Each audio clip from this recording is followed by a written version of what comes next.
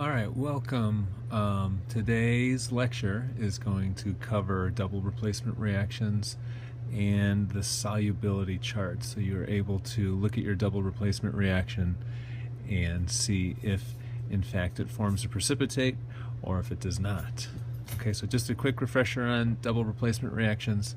If you guys remember, typically it's between two compounds. Okay, so these are made up elements, obviously.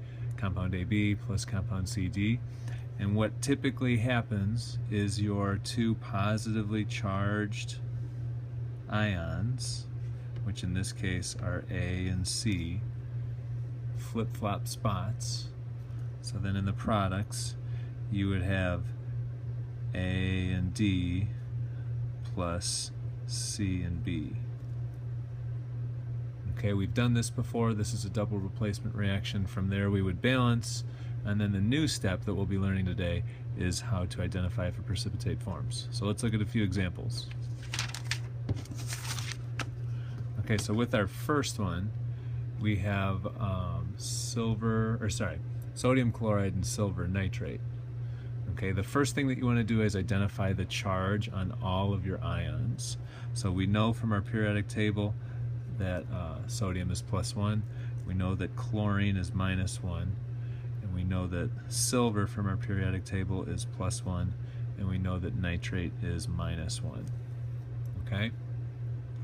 So once you've established the charge, then you want to show the exchange between the two positively charged ions.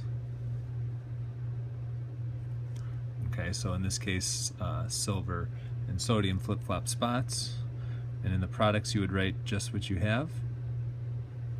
So we have now NaNO3 plus AgCl.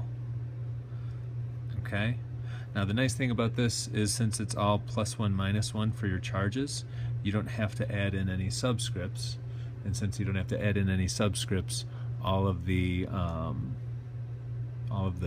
equation is balanced, so we go from there.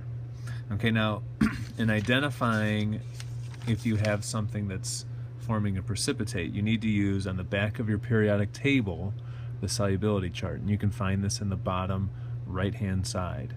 Okay, so looking back at what we had in our products, we had sodium and nitrate. So what I do is I find sodium and I find nitrate and I sort of match them up. And if you see that something is an S, S stands for soluble, which means that it does not form a precipitate. So since it doesn't form a precipitate, its state of matter is AQ, so it's aqueous. Okay, we're looking at Ag and Cl next. Okay, so we have silver and we have chloride. Here you can see that it's an I. Now for our rules, if it's not soluble, if it's not showing an S, that means that it's insoluble, that means that a precipitate forms. So we would write here an S for solid stating that yes, a precipitate did just form. Okay? Let's look at the next one. Okay, so our steps for this equation again are identifying the charges, so you want to do that first. So hydrogen's +1, chlorine is -1, lead in this case is +2, and nitrate again is -1. Okay, your positively charged ions flip-flop spots. So now what we have in the products is HNO3 plus PbCl. Okay, now look at your charges again. You have +2, -1, +1, -1. You have an imbalance here, so you need to crisscross your charges so the 2 goes to the chlorine. Okay, here it's +1, -1, so it stays, it's fine. Now, since you do have an imbalance in the ions, you have to go back and balance the whole equation. So I have 2 chlorines, I have 1 chlorine, so I got to put a 2 here. I have 2 hydrogens. I only have 1 hydrogen, so I got to put a 2 here. Now I have 2 NO3s, I have 2 NO3s, I have 1 lead, I have 1 lead. So it works, it's balanced. Now we got to go and see if any of these form a precipitate. So we check right here. The first one being hydrogen and nitrate. Okay. For this one, we actually don't have hydrogen on our list here, which is unique. So we're going to assume then that this forms aqueous, okay, because it's not on our list. For lead and chlorine, so we find lead, chlorine is chloride, so we match them up. We have the SS, which is slightly soluble, which technically does not count as soluble, so we assume that it forms a precipitate. Okay, so if it forms a precipitate, you want to put a box around that precipitate. Okay, and that's actually something that I forgot to do on the previous one. We've got to put a box around AgCl. Okay, so we have our precipitate that's formed. This is our solubility table. We'll do one more. Okay, we have zinc and sulfate, we have barium, and we have chlorine. Okay, just checking, barium and zinc are both on here. So we'll be able to do this one. So again, first thing you want to do is identify your charges. So zinc is a +2, sulfate is a -2, barium is a +2, chlorine is a -1. You crisscross, or sorry, flip-flop your positively charged ions.